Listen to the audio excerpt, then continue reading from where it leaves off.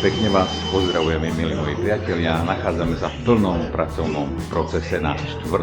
poslednom domčeku v Brade, ktorý si ešte hľadá svojho nového majiteľa. Sú už založené nové plastové, kvalitné okná s izolačným trojsklom a hore sa už momentálne akurát ťahajú priečky. Toto už je predpríprava na druhú toaletu a kúpeľňu so sprchovacím pultom. Tu už sú kontúry spálne a budúceho šatníka. Tu sa muruje priečka jednej z 2 detských izieb. Tešíme sa na vás, na obliadky, aby tento domček si našiel svojho kupujúceho. Volám sa Peter Badida a pomáham ľuďom nájsť ich vysnívané bývanie.